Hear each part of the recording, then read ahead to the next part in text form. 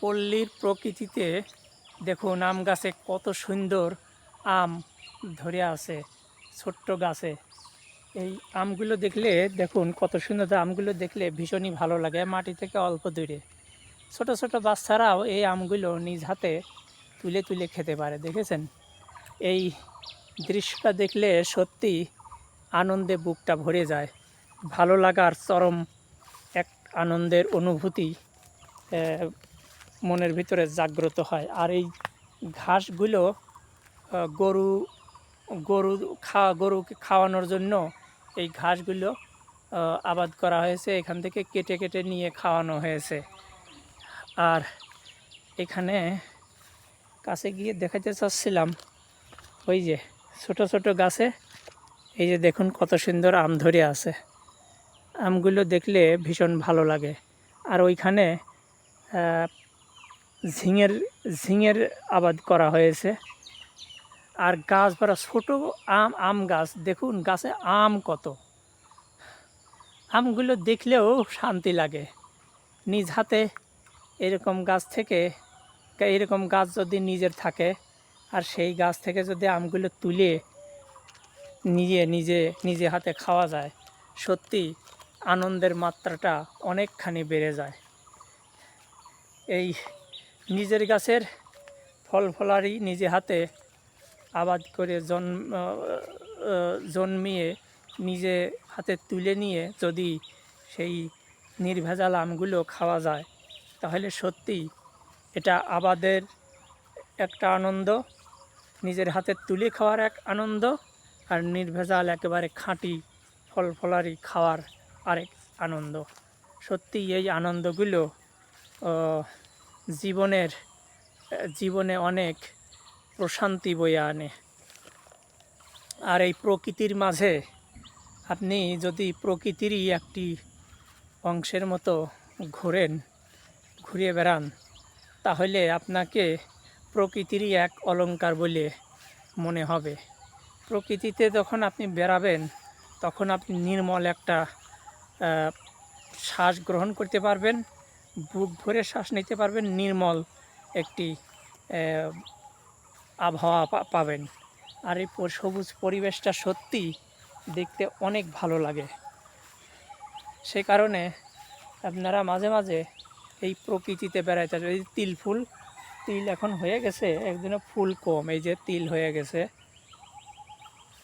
এইগুলো দেখলে খুব ভালো। যখন তিলের ফুলগুলো ছোট ছিল তখন দেখতে সুন্দর লাগতো। এখন ফুল ঝরে যাচ্ছে, তিল হচ্ছে এখন। আর এই সবুজ প্রান্তরে এই বৃষ্টি স্নাত বিকেলে একটু ঘুরিয়ে বেরিয়ে খুব ভালো লাগছে। আকাশটা মেঘলা, দেখুন চারিদিকে আকাশ ভীষণ মেঘলা। সকাল থেকে দুপুর পর্যন্ত প্রচণ্ড রোদ এবং গরম ছিল।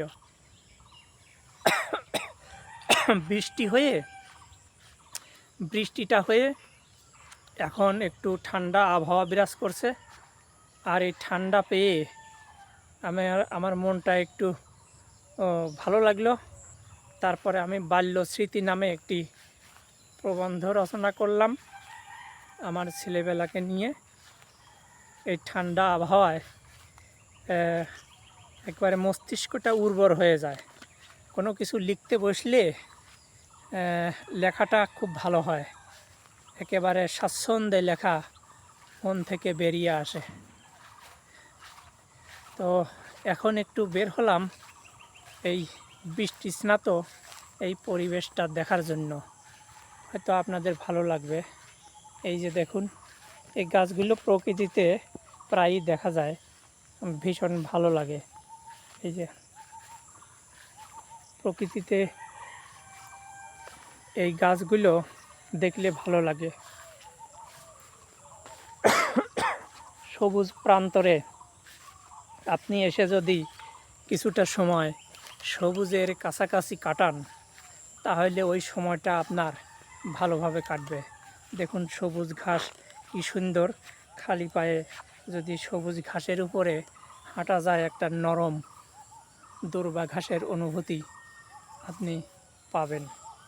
ভীষণ ভালো লাগছে এই যে সবুজ ঘাসের উপরে হাঁটাহাঁটি করে, অনেক ভালো লাগছে। এত সুন্দর সবুজ প্রান্তরে হাঁটতে কার না ভালো লাগে।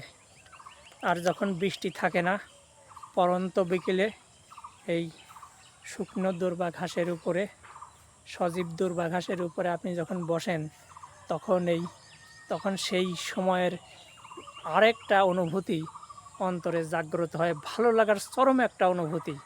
অনেক সময় ভালো লাগার বিষয়গুলো সব ভাষায় প্রকাশ করা যায় না।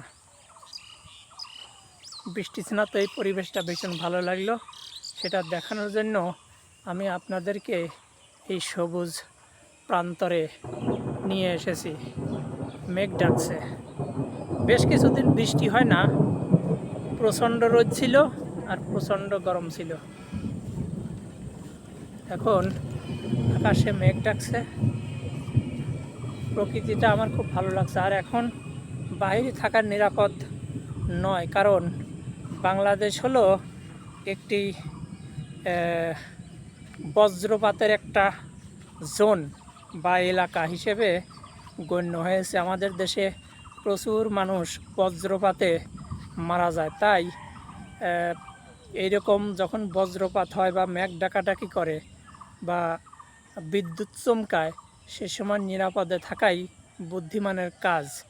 আমাদের এলাকায় বেশ কিছু বছর আগে এরকম বৃষ্টি আসার আগে নদী থেকে গোসল করে বাড়ি আসছিল, তারপরে বাড়ি আসার পথে হঠাৎ করে তার মাথায় বজ্রপাত হয়ে সে মারা যায়।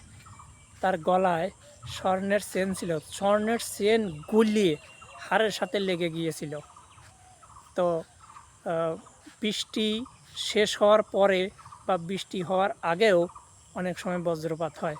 অতএব এসব দিক থেকে আপনারা সাবধান থাকবেন, প্রকৃতিতে বেড়াবেন, সাপ পোকামাকড় এসব থেকে দূরে থাকতে হবে।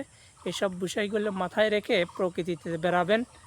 আপনারা ভালো থাকুন, নিরাপদে থাকুন, চ্যানেলটা সাবস্ক্রাইব করবেন এবং আমার